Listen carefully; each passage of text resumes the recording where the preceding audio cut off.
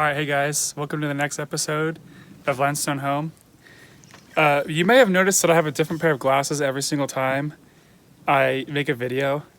I think in this build, I've gone through now 4 pairs of glasses. They've fallen off, they've been run over by tractors. I've forgotten them places when I'm picking up stuff. So I just dug through my underwear drawer and I've resorted to my stupid John Lennon glasses, so we'll see how long these last. Okay, as you see behind me, there's no stones, or there's very little. There's some over here, but these are all leftovers. The reason why is because if you turn around, they've been stacked.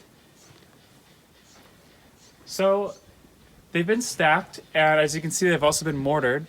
There's some parts on the inside that aren't mortared yet, so we'll walk in there in a minute, and I'll talk about sort of what the process was to stack the stones, and then what's happening right now. So if you look at the front, this is the front of the house right now. There's 3 doors and 2 windows. The doors openings are 8 feet tall. That's just because the stones are 2-foot tall stones and they've been stacked 4 high. And then there's the header stone on top of that, which is a 5-foot stone. And then we have the 2 windows. These are 2x6 windows. So the reason why the porches aren't on the front of the building is because when they came and they stacked these stones, they have a spider crane and it has these support legs that come out. And those cranes, they're able to lift quite a bit of weight. But as soon as you start booming out the crane, the amount of weight that you can lift starts to decrease quite a bit. So if we were to put the porches on the front and they put their support legs out, they have to boom out probably 15 feet or more to get the stones on the top row. And when you're lifting these 5-foot stones up here, which are about 2,500 pounds a piece, it would be maxing out the limitations, I think, of the crane that was used. Before I go on, I want to talk about the stacking of these stones. So we're in Texas Hill Country, and my wife and I'm the GC for our home, so I'm doing some of the work myself, have you seen in previous videos, but I'm also subbing out some stuff. I subbed out the stone walls, and the guy who did that, his name is Daniel Hall, and he has a company, a home building company called Texas Limestone Home Builders, and he has a website that goes by the same name. So if you're in Texas Hill Country and you're interested in building a home like this, you can go check out his website and he might be a good resource for you to use. He specializes in stacking homes out of these big blocks. And I've seen him stack some smaller ones. Small, like not very small, but ones that are like this size or so. So I know he does different sizes, but stone houses is his thing. So anyway, so I used Daniel to stack the walls, and his team is here right now, mortaring. And we'll walk inside and I'll talk about what happened during stacking, and then the process from going to stacking to mortaring, kind of what had to happen in between that time. So we'll go inside. Okay, so these are the interior walls. You can see this wall behind me hasn't been mortared yet, so that's kind of what I want to show you guys. So as you can see behind me, the wall hasn't been mortared yet. And I want to talk about the process of stacking. So these, there's 2 ways you can do a home like this, I think, or there might be more, but these are the 2 ways that I considered. The first option is to buy all 5-foot blocks and cut them on site to the sizes that you need. So we have some here that are short. These smaller ones I call them D blocks, and they have these long ones are called A blocks. The A blocks are the 5-foot blocks, and those are the ones that come standard from the quarry.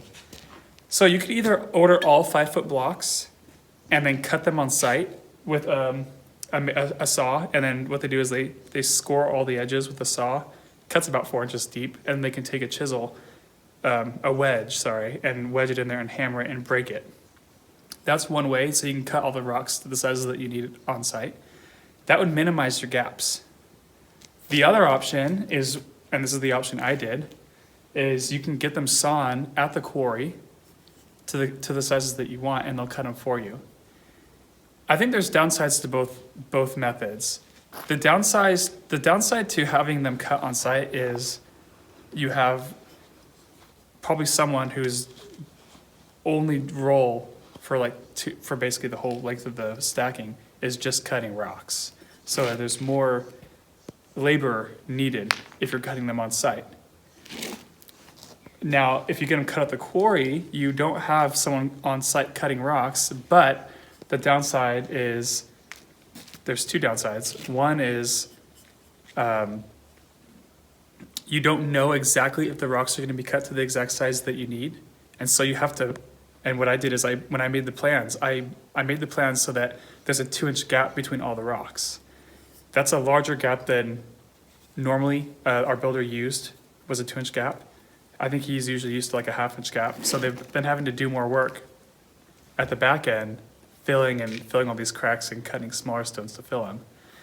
And then the other downside of having them cut at the quarry, and I think I talked to a few quarries, and a lot of quarries do this, is when they're cutting those out of the stone face, they're cutting these large 5 foots. These large 5-foot blocks, they're actually standing up. So you can imagine they cut a big shelf. They have a drill that goes down, and they drill down and they break off a whole shelf, and then they saw it.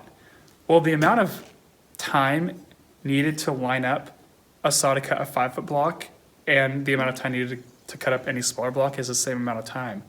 So they charge you the same amount, regardless of if you have a 5-foot block or a 1.5-foot block. So that's the other downside, is if you have them cut at the quarry, you end up effectively paying a little bit more, because you're paying the same for a 5-foot block as you are for like say a 2-foot block. So I think it's just the way you want to do it. But anyway, that's the way I did it. And because of that, some of these larger gaps were introduced. Part of the issue is these 5-foot blocks, they're not always 5 feet. That's one issue. So I put a 20-inch brick ledge on the house, and we decided to align the stones to the outside edge. Well, these are 18-inch on average stones, and what it did is it added an extra 4 inches on each side. So that 4 inches had to go into the gaps somewhere, which is why some of these gaps are a little bit bigger. This is sort of the size gap that we were planning on. This is maybe around a little bit larger than 2 inches. But some of them have ended up looking like this. So those are you can see some of these blocks on the ground right here. Actually, not these, but, well, I don't have any in here right now, but they had to go and saw some. And what they did on the outside that you can't really even tell is they put them in. And they're gonna be filling it with rocks and mortar, and they'll put another one on the face. So it'll kind of blend in, and you won't really be able to tell. So we had a few spots where there's some really large gaps that were introduced. It was a combination of rocks being cut a little bit smaller than they needed to be, plus aligning the rocks to the outside edge. So you can imagine this is like 4 inches, basically like how it was stacked is, in some points, that excess 4 inches like all manifested in one spot, which is kind of what's happening here. We're gonna actually leave this open. So where I'm sitting right now, this is the corner of the master bedroom. And we kind of want to leave this open. The reason why is, in hill country, if you look at a lot of the old German houses around here, they have these really small skinny windows that are close to the ground level, like kind of low like this, if you can imagine. And they call those Comanche windows. The reason why is back in the 1800s, when the German farmers were settling out here, they put these windows in their houses because it was like a defensive thing for them.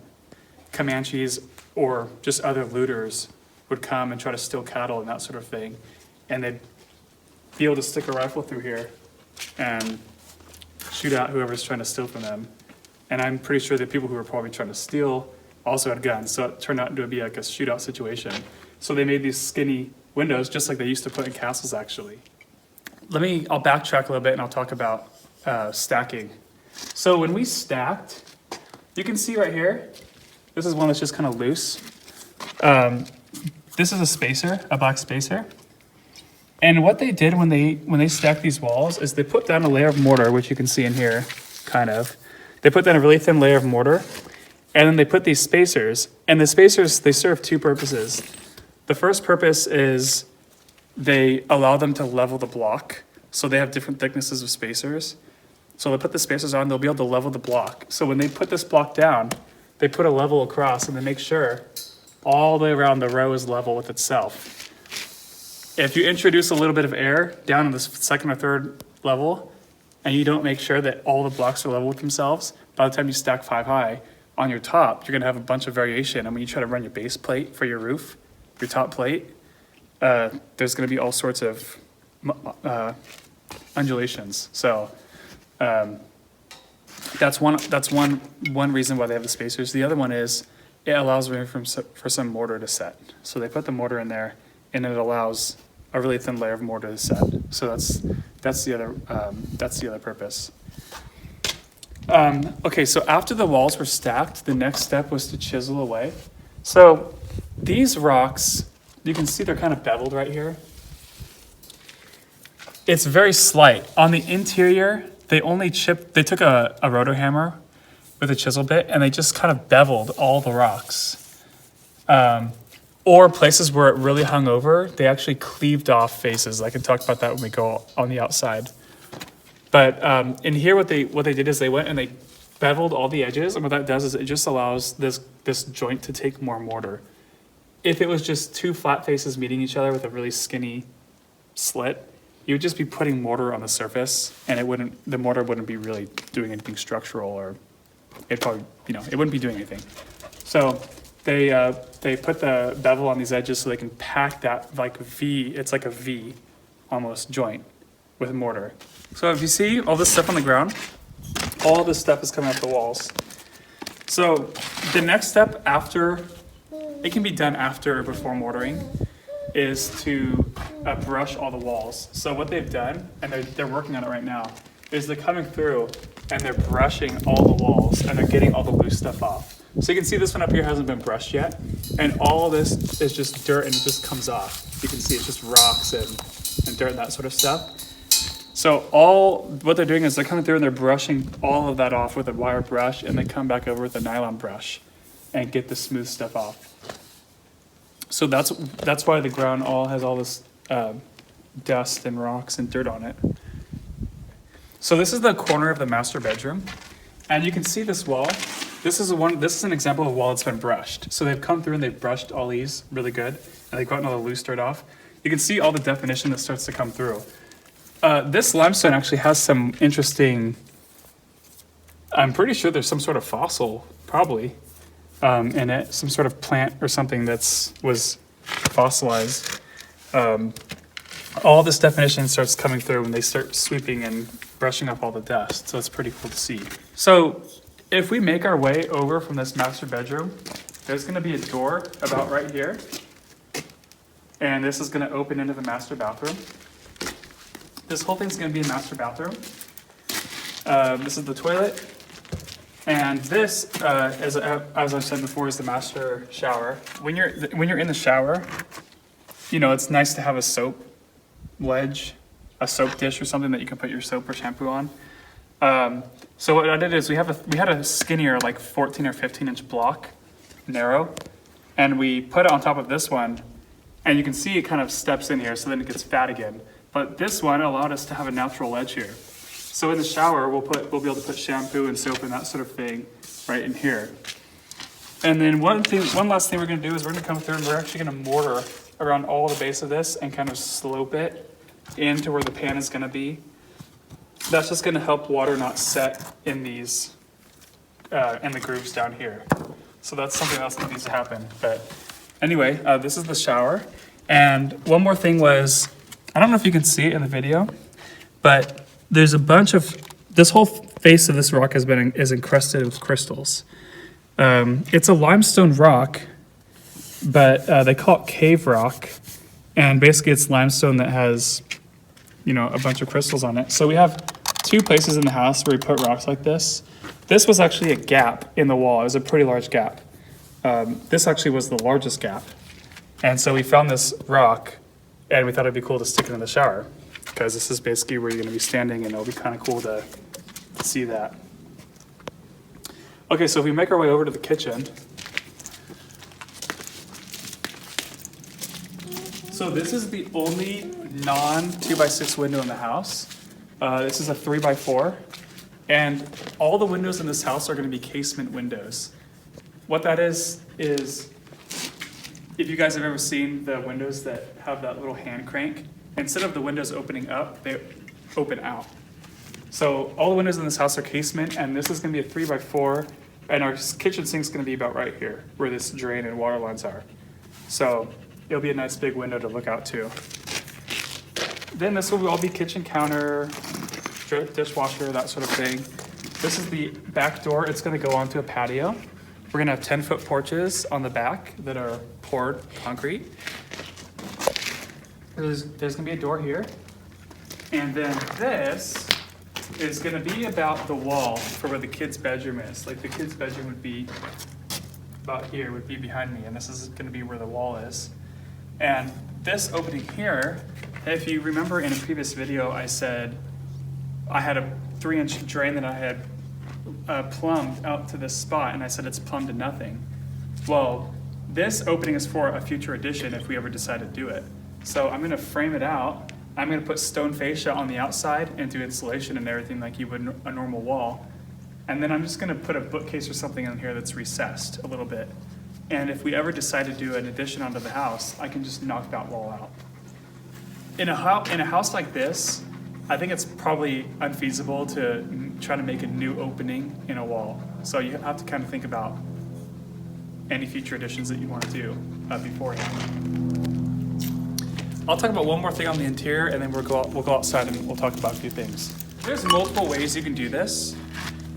The way we designed the doors and windows in this house is I'm gonna frame the doors on the inside of flush basically with the interior wall. What that does is when you walk up to the house and you're coming in through the threshold, you kind of get an idea of how thick the walls are. So it's kind of just like a cool thing that you'd see as you're walking into the house. And then the windows are going to be framed on the outside of the house. So when you're inside the house, you can see the window sills are going to be 16 inches thick or so, a little bit, but probably more like 14 inches thick. But it gives you an idea for how thick the walls are. So with the doors, what we're doing is, you can see that we've actually cut these grooves in, and the door jamb is gonna go in these spots. And then the French doors are gonna kind of be here, and they're gonna open in. We'll make a video about that in the future, but my wife and I we bought all antique doors from the early 1900s to late 1800s, and I'm currently in the process of stripping them all down and building the jambs for them right now. So that door jamb is going to be in here, and it's going to be flush with the inside wall, and then those French doors will open in. So that's just one thing to think about.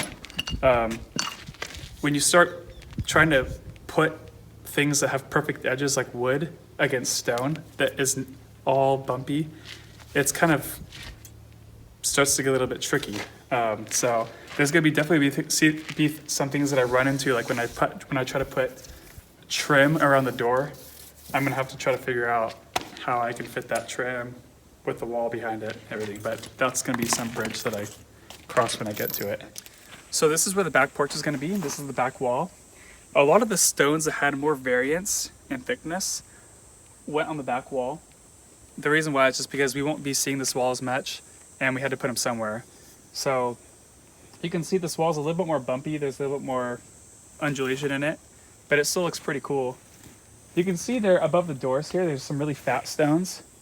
So those are the ones that I was talking about before. Those are almost 2 feet thick, and they're acting as like a header for the door. And then the front of the house also has those as well.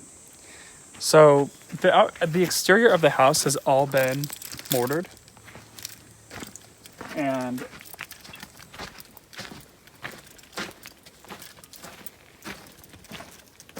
a few things happened before they actually were able to mortar. The first thing was, any place where there was a big overhang, where like you put like a 20-inch stone on an 18-inch stone, there'd be a big lip that would stick out. All those places were chipped away. This stone actually, if you can believe it, was about this thick. And what they did is they found a natural cleavage plane in the limestone, and they chipped it away, and that whole piece that was about this thick just sloughed off. And then they were able to use that and cut it to fill gaps. So places around the exterior that had really big lips like that, they either chiseled them away and kind of beveled them in, so when you mortar it, it kind of smooths over, or in big cases like this, they actually just cleaved off the whole face. One thing I've noticed is when you start cleaving these big limestone blocks, they do have natural cleavage planes. There's actually one over here, I'll show you. So if you can see it on the camera, this line right here is a natural cleavage plane. So if you were to take a chisel and hit it in there and kind of go around the stone, you could probably cleave off this whole face. What I've noticed is when you cleave these limestone blocks, it leaves behind this orange color. So it's just something about the layers in the limestone that form the cleavage plane to begin with. Slightly different composition, and it turns out to be orange. So we tried to do that as we tried to minimize the amount of stones that were cleaved, just because I prefer the white color to this orange color. Okay, one other thing was the ledge. So you can see places like this. I said before that we're creating like a little mortar ramp. So this stone originally just came down and there was just a step here where this concrete was. Well, we didn't want any water sitting in that spot when the water drains off the wall. So they kind of created these mortar like ramps, and it'll just help the water, drain off the side, and it won't set in that groove and potentially seep under the stone. And one of the reasons why we put in that brick ledge is so that the interior walls are setting higher than where the stones are setting. So if water was to get under those rocks, it wouldn't get any moisture underneath the base plate of like an interior framed wall. But this mortar ramp is just another precaution. So we did that all the way around the house. So I know I just did a lot of talking this episode, but as you can see, we're making pretty good progress. The team, they started stacking on Friday 2 weeks ago, and it's Wednesday right now. So it's been almost 2 weeks to get to this point. It took about a week to stack the blocks, and then it's been another week to chip and mortar and brush all the blocks so far. And I think we have about 2 days left of that sort of thing, and then the wall should be done. So in the future episodes, what we'll be talking about next is interior framing. We'll be pouring the porches, and then the roof's gonna go on. So we'll have lots more information about that stuff in the coming videos.